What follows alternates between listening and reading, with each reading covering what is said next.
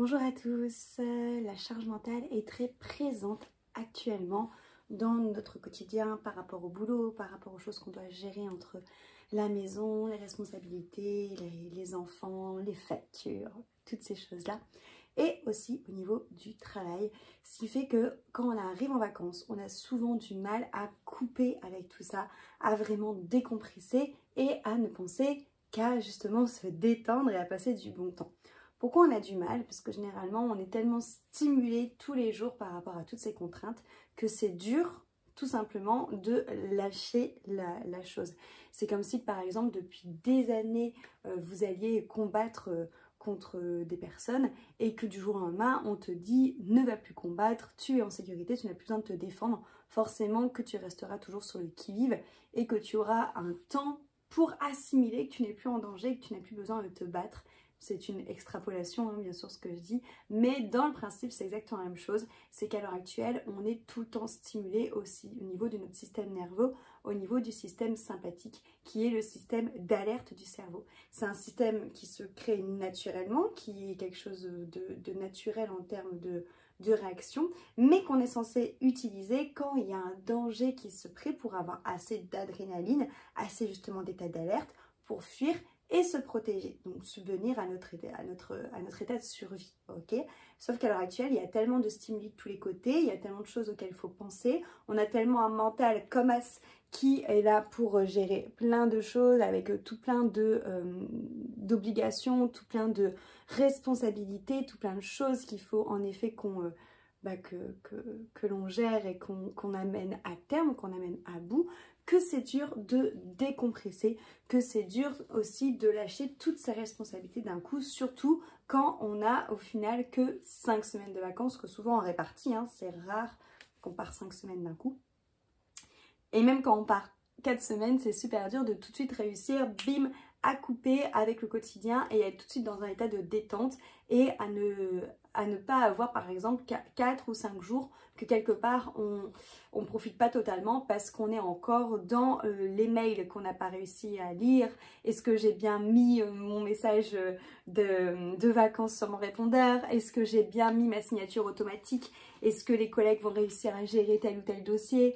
Est-ce que j'ai bien pensé à donner, je sais pas moi, les clés ou à demander à telle personne d'acheter le courrier? Peu importe, toutes ces choses de gestion de stress qui font que ça reste en fait et qu'on a du mal à couper avec le quotidien, qu'on a du mal à couper avec le travail.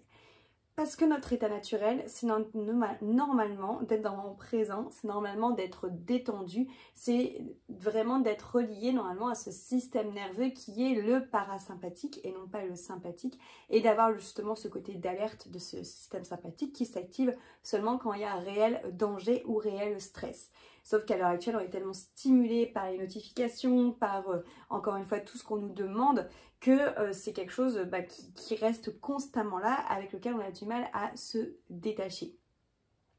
Qu'est-ce que ça engendre? Ça engendre en effet que souvent pendant les vacances, on n'arrive pas à profiter du moment présent, on n'arrive pas à lâcher prise, ou alors on va reporter le stress. C'est-à-dire que des vacances qui sont censées être quelque chose où on se laisse porter, où on est détendu, on peut aussi avoir un état de stress sur le fait qu'on a besoin justement de tout planifier, de tout contrôler et de vraiment gérer la famille en globalité, ok, par rapport aux activités et par rapport à tout ce qu'on va faire. Coucou mon petit chat d'amour. Du coup, comment est-ce qu'on gère ça? Alors forcément, il va falloir apprendre déjà à lâcher prise et à être dans mon présent. Tu sais que le mot lâcher prise, c'est un mot qui me fait doucement sourire parce que moi, je l'ai entendu maintes et maintes fois lorsque je travaillais sur moi. On me disait Christelle, faut que tu lâches prise, Christelle, faut que tu lâches prise. Et je me disais, mais putain, mais c'est quoi lâcher prise? Parce que lâcher prise, tu as l'impression que parce que tu vas réussir à moins penser à la chose, parce que tu vas jouer la détacher, ça va fonctionner, mais pas du tout, c'est beaucoup plus profond que ça. En fait, il faut l'intégrer parce qu'encore une fois, on n'arrive pas à duper l'univers. Tu ne peux pas faire croire à l'univers que tu as lâché prise si ce n'est pas vrai. Lui, I see you, il te voit et il le sait. Donc du coup, le lâcher prise, c'est quelque chose surtout en effet qu'on intègre sur plusieurs années, mais qu'on peut commencer à avoir, je dirais, flirter avec, à avoir des prémices de ce que c'est grâce à différentes méthodes, notamment par le yoga, pas que, mais le yoga peut aider, notamment le yin yoga où on te demande d'être immobile pendant X temps dans une position. Tu te doutes bien qu'au bout d'un moment, tu es obligé de lâcher prise et accepter l'immobilité, accepter d'être dans le moment présent et accepter les messages que ton corps et les pensées qui viennent sans t'attarder dessus. Tout simplement, tu lâches prise avec toi-même avant de pouvoir lâcher avec l'extérieur.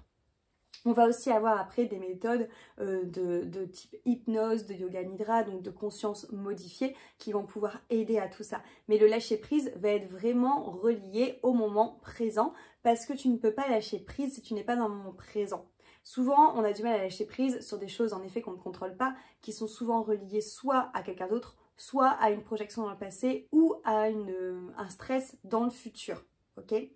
Quand tu es dans le moment présent, déjà tu élimines ces deux facteurs-là. Tu n'es plus dans le passé, tu n'es plus dans le futur. Et quand tu es dans le moment présent, tu es vraiment qu'avec toi-même ou avec les personnes qui sont avec toi dans le moment présent, qui sont autour de toi.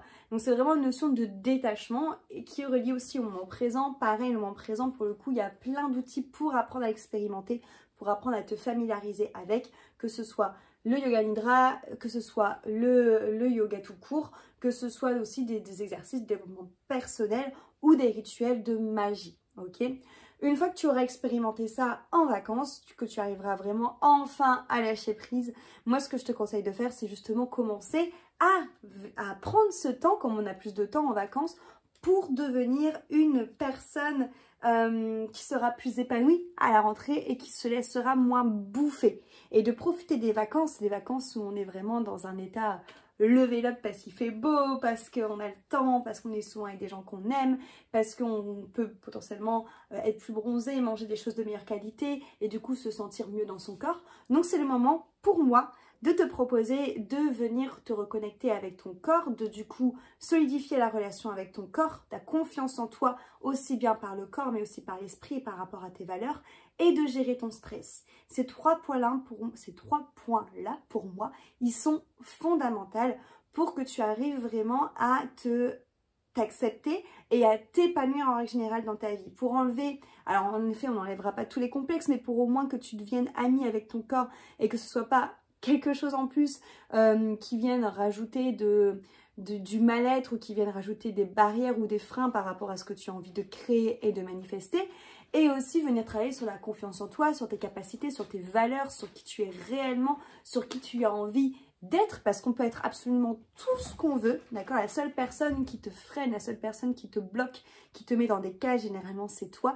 Ce n'est pas les autres te mettent dans des cases que tu veux bien qu'ils te mettent dedans, ok, dans lesquelles tu veux bien qu'ils t'enferment dedans. Je sais que c'est pas forcément cool de se dire ça parce que souvent on se dit oui, j'ai cette étiquette-là, les gens ont du mal à me mettre dans une autre étiquette, mais est-ce que toi, profondément à l'intérieur de toi, tu as envie d'être mise dans une autre étiquette? Est-ce qu'au final, c'est pas peut-être rassurant pour toi d'être cette personne-là parce que tout le monde t'a toujours identifié comme étant cette personne depuis toute petite et tu sais que ces personnes t'apprécient et t'aiment pour cette étiquette? Si tu changes d'étiquette, qu'est-ce qui se passe? Est-ce que tu as peur de ne plus être aimé? Est-ce que tu as peur d'être rejeté? Est-ce que tu as peur peut-être de ne plus être accepté? Parce que le fait d'être l'acceptation, d'être comprise dans un clan, pour l'humain, c'est très important. Et là, on est vraiment sur une peur très primaire, ok, de ne pas faire partie de quelque chose, de ne pas être dans l'appartenance de quelque chose.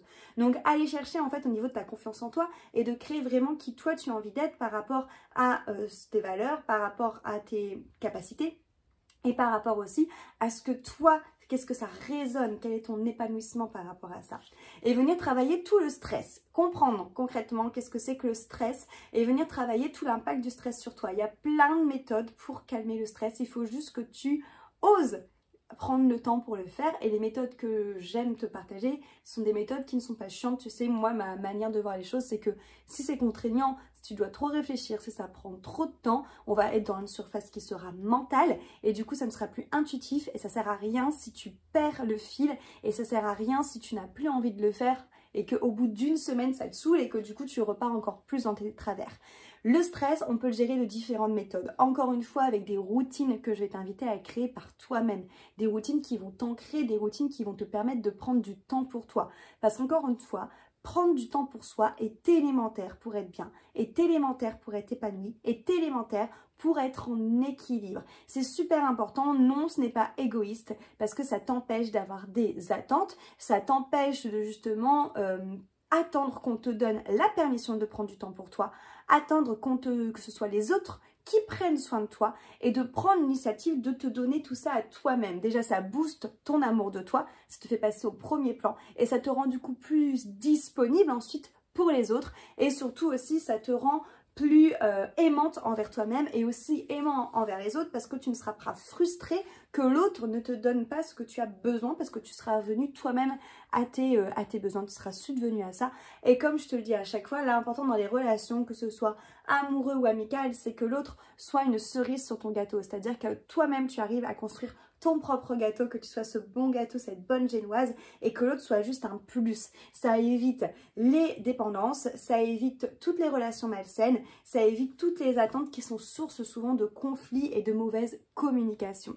Donc vraiment apprendre à gérer son stress et à s'autoriser à prendre du temps pour soi pour booster sa confiance en soi, son amour de soi, sa gestion du stress, venir la calmer grâce à différentes méthodes, le yoga nidra, des temps de pause, des exercices d'écriture, des rituels de développement perso ou spirituel ou de sorcellerie, du yoga nidra, de la sonothérapie, toutes ces choses-là, le fait juste de prendre 5 minutes pour respirer, la respiration primordiale pour la gestion du stress.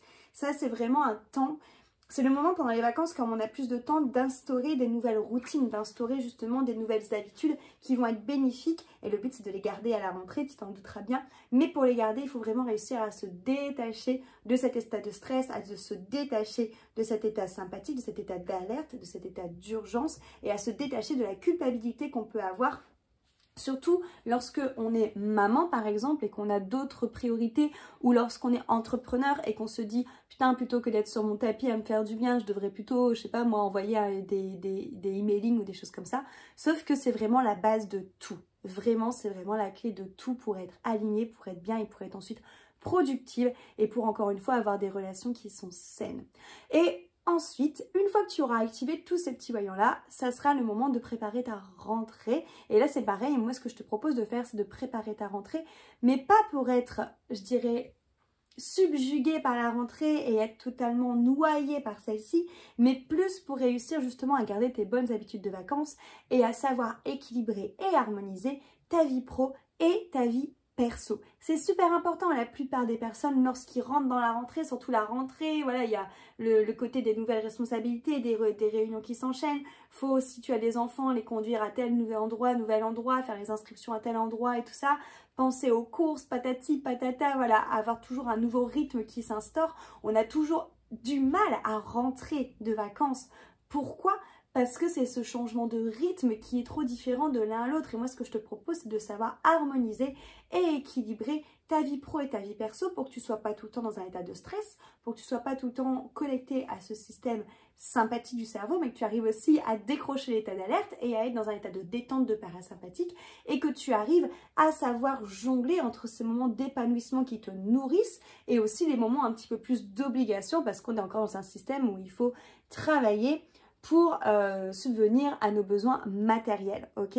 Et ça, c'est super important de réussir à trouver un équilibre entre les deux et à ne pas partir d'un point ou à l'autre. Je parle en connaissance de cause, je suis quelqu'un qui est très entière, qui a tendance à être très extrême et j'ai souvent tendance à partir d'un côté ou de l'autre et ce n'est pas la solution, on le sait tout le temps, les extrêmes c'est pas le bon, le mieux c'est vraiment d'équilibrer et c'est ça que j'ai envie de faire avec toi.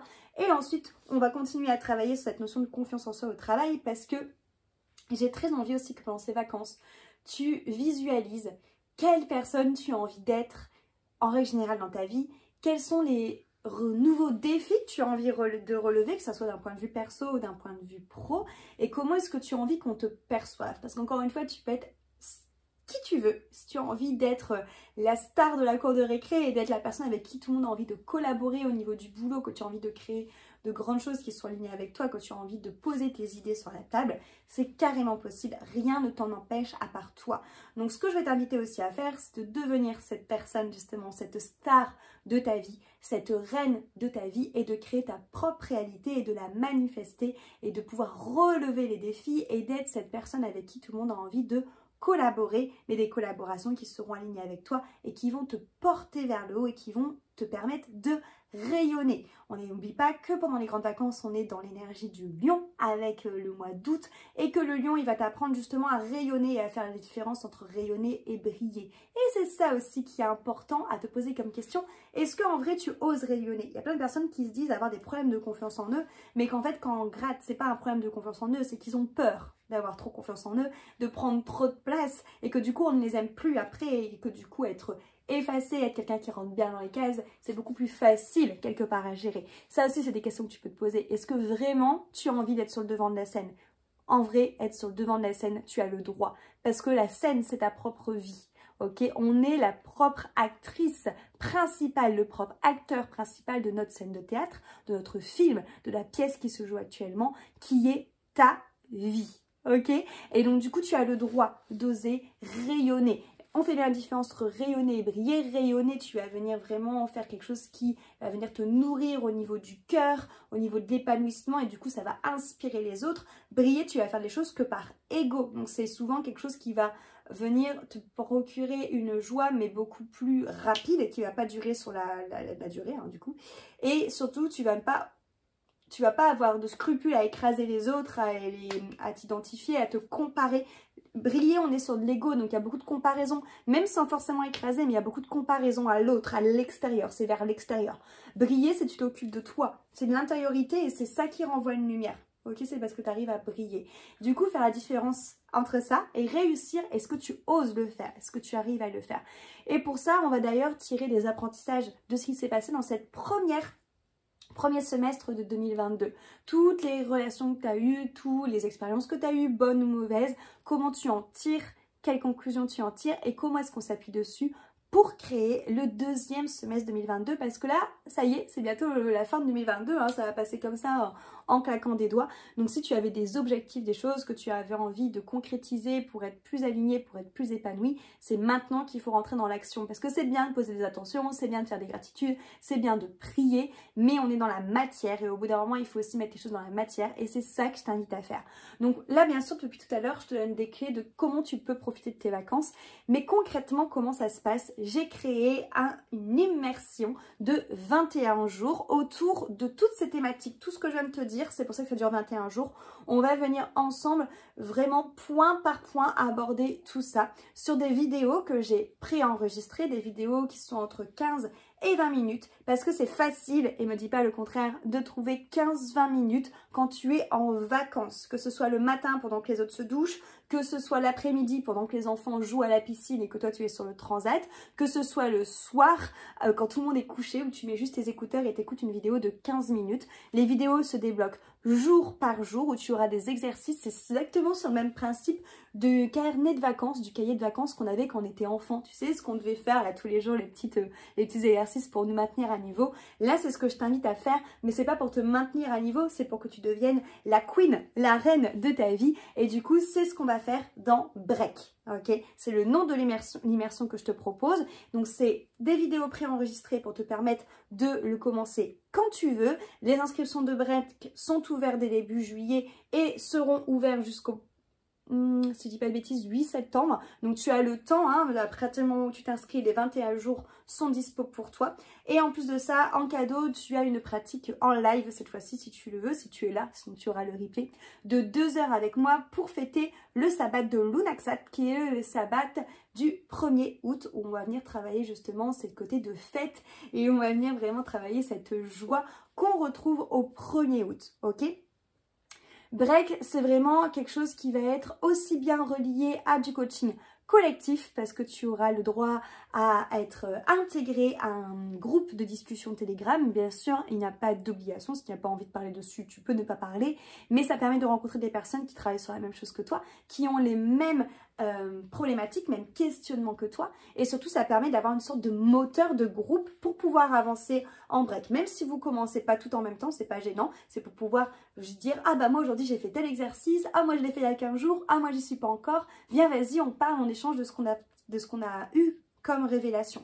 Ça permet de grandir. Encore une fois, le collectif, ça crée un égrégore d'énergie. Les égrégores d'énergie, ça permet souvent de venir mettre une énergie beaucoup plus puissante parce qu'on est plusieurs à travailler là-dessus en même temps et de venir du coup briser des codes, venir du coup briser des freins, des blessures, des choses beaucoup plus intensément. Donc ça permet d'avoir des plus grosses transformations intenses. Comme chaque immersion, de toute façon, on est sur quelque chose qui est très intense parce qu'on est sur 21 jours continus. Encore une fois, les vidéos se débloquent jour par jour, donc tu peux vraiment avancer jour par jour et faire ton petit exercice qui va te mener dans tous les chapitres que je t'ai dit précisément avant.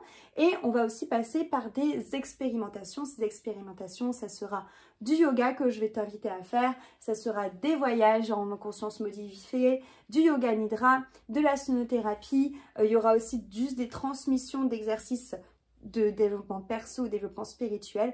Bref, c'est une immersion qui n'est pas comme les autres car elle est sur 21 jours et elle te fait vraiment travailler sur toutes les sphères. Il y aura aussi bien de la sphère physique avec le yoga que de la sphère mentale avec les exercices, que de la sphère émotionnelle, énergétique, consciente et inconsciente avec les expériences de conscience modifiée, de yoga nidra et de sonothérapie. Ça va être très puissant, ça va te permettre vraiment de couper avec ton quotidien, de profiter des vacances, de lâcher prise du moment présent et de préparer ta rentrée pour être confiante et sereine. Je te rejoins dans Break, à très vite pour la future immersion.